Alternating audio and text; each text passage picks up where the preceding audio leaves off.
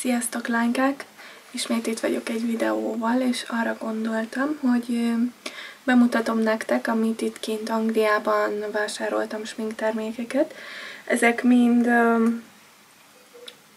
normális árban vannak, legalábbis az itteni viszonylathoz képest. Ezek leginkább olyan termékek, amiről sok youtuber mesél, és én kipróbáltam őket, és ezek nagyon beváltak. Sokszor ugye vannak olyan termékek, ami lehet, hogy neked jó, de másnak nem. Úgyhogy, de azt gondolom, hogy amiket most be fogok mutatni, ezek mindenkinek nagyon jól működnek. Úgyhogy érdemes beléjük fektetni egy kis pénzt. Csomó mindent szerintem otthon is meg lehet találni. Úgyhogy. Tehát fogjunk is bele. Az első termék az legyen a Mary Luminizer, ami a The Balm, ez a márkája, és egy gyönyörű szép ilyen, nem tudom, látszik-e a kamerán, de egy ilyen pezsgős, nagyon szép, sejmesen fénylő illuminátor ide az arccsontra. Ma is használtam, nem tudom, hogy átjön-e, de nagyon-nagyon szeretem. Egy ilyen szép kis tükör van rajta, és azt kell, hogy mondjam, hogy erről mindenki beszél folyton, és valóban nagyon jó. Azt gondolom, hogy ez minden bőrtípusra jó. Talán akinek nagyon-nagyon sötét, mélyebb bőre van, annak nem, de egyébként tényleg ez egy Jolly Joker, ezt mindenképp ajánlom. A következő termék az a Number 7-től egy ilyen kontúros highlighter kontúr duó. Én leginkább a kontúr részét szeretem, mert mint látjátok, ez eléggé ilyen szürkés-barna, és nem ez a narancsos barna, ami ugye a bronzosítást segít inkább, úgyhogy ezzel lehet szépen kontúrozni, de mégse túlzás. Én ezt nagyon-nagyon szeretem, ezt nemrég vettem, és azt kell, hogy mondjam, hogy ez a Number 7 márka, ez a Bootsban itt kint megtalálható, és általában az ilyen idősebb emberek márkájának hívják.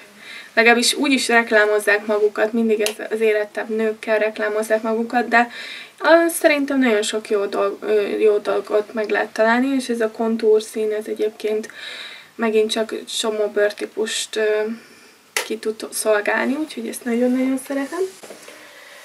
Ha már Number 7, akkor a következő az ez a Stay Perfect Foundation alapozó. Ez egy ilyen nyomó, pumpás kis üvegcsében jön, üveg maga az egész, úgyhogy vigyázni kell vele. Azt írja, hogy 24 órán át fennmarad, na jó, azt azért megcáfolnám, de egy olyan eredményt kapunk, nekem már nagyon száraz, eléggé száraz a bőröm, meg érzékeny is, és semmi baja nincs a bőrömnek ettől az alapozótól, és egy olyan végeredményt kapunk, ami ilyen nagyon egészséges bőrt eredménye. Ma is ezt használtam. Tudom, hogy a kamerám nem olyan de jó minőségben mutatja az arcomat, tehát, hogy, de nagyon szeretem, úgyhogy azért, amit láttok ti is a képernyőn, azért mutatja, hogy szép. A fedése az olyan közepes, lehet azért építgetni, szerencsére nincsen sok pattanásom, úgyhogy amúgy is azt gondolom, hogy a pattanásokat általában egy jó minőségű korrektorral azt lehet szépen fedni, és az alapozónak nem kell annyira nagyon durván vastag, meg jó fedésűnek lennie. A következő az RCMA Pore Powder. Azt írja Original No Color Powder, és amint látjátok, eléggé sok termék van benne. Erős egy csomó youtuber mindig áradozik, és azt kell, hogy mondjam, hogy jogosan.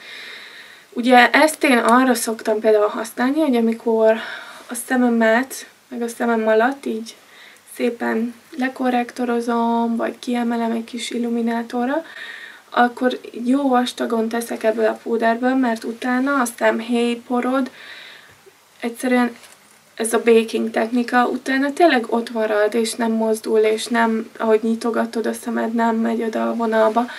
És az arcomra is szoktam ebből használni, mivel nincs színe, de szépen megköti az alapozót. Ezt viszont csak online tudod megrendelni, én is csak úgy tudtam. De mindenképp ajánlom. A következő az ez a Milani Baked Blush, tehát pirosító, és ennek, ha ki tudom bontani, ennek van egy nagyon szép ilyen barackos, picit fényes eredménye. Egyáltalán nem csillámos, tehát nem látok benne konkrét csillámokat, hanem inkább ez az ilyen sejmes fényt adja. És jön, itt alul van egy ilyen kis ecset, amit én nem használok. És azt kell, hogy mondjam, hogy gyönyörű szép, tényleg nagyon szép, nagyon kellően pigmentált. És hát ez a Milani, ezt tudom, hogy már otthon is kezd elterjedni, hogy így menő márkai. Ezt is rendeltem, és nagyon szuper, úgyhogy annyira nem volt drága, se ilyen 6-7 font körül. Úgyhogy szuper. Az a neve, ez a 05-ös Luminoso Baked Powder Blush. Mindenképp ajánlanám. A következő a legkedvencebb szempillaszpirálom. Én, hála a jóistennek megáldott, eléggé szép hosszú szempillákkal. Most nehogy megtévesztődjetek, ez a műszempilla rajtam, tehát nehogy azt higgyétek, hogy hú, ez a szempillaspirál ezt teszi, de alatta ez van, és mindig ezt szeretem használni. Ez a Maybelline-nek a Lush Sensational. Erről is nagyon-nagyon sokan révedeznek, hogy milyen szuper, és valóban az. Ennek olyan a feje, hogy egy picit ilyen kidomborodó, és én azzal szoktam így menni szépen a tövektől, és nagyon szép dús pillát eredményez, a hosszú pillát is még hosszítja, úgyhogy gondolom a rövidet is hosszítja, és azt a szép kis ívet is benne tartja, úgyhogy imádom. Majd a következő a Sleek paletták. Nagyon-nagyon szeretem őket.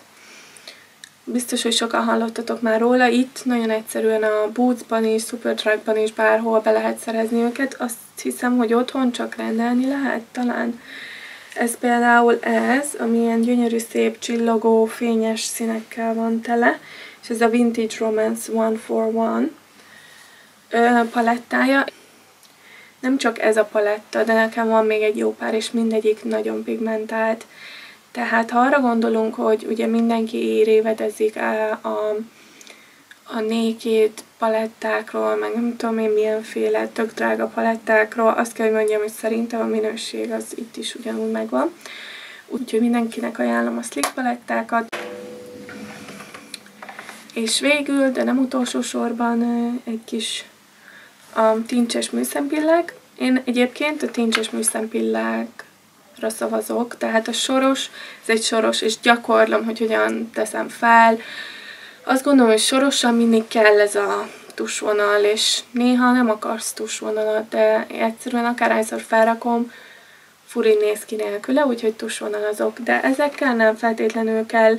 Ebben van azt bírom ebben nagyon-nagyon, hogy ugye az Ardellnek is, meg egy csomó minden márkának vannak műszempillái.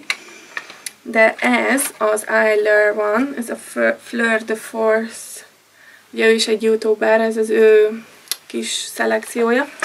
És az egy dolog, hogy van benne ragasztó, meg leszedő folyadék is, amit még sose használtam, de érdekes. De annyira imádom azt, hogy 2 sor közepes méretű van, egy sor rövid, vagyis egy 3/4 sor rövid, és egy 4 sor hosszú.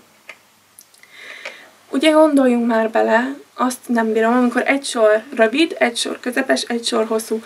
Sose használod el a rövidet és a hosszút. Mindig a közepesből teszünk fel a legtöbbet, legalábbis szerintem egy csomóan így vannak vele. És ezt nagyon-nagyon okosan Fleur de Force kitalálta, úgyhogy ezért tényleg nagyon hálás vagyok neki. És amikor megvettem, nem is láttam, hogy van a rövid, meg a hosszú is, mert a dobozból csak az a 2 mediumos látszik ki. De egyszerűen szuper ötlet, tényleg nagyon, azt kell, hogy mondjam, le a kalappal. Ezt használtam egy esküvőre nemrég, és tökre tetszett a végeredmény.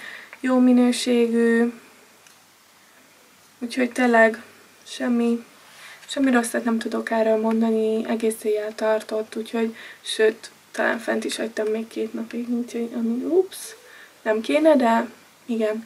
Úgyhogy mindenképp ajánlanám ezeket, termékek, amiket imádok mostanság, és remélem, hogy tetszett nektek ez a videó venni, és ha bármi véleményetek van bármelyik termékről, kérlek, hogy írjátok meg. Sziasztok!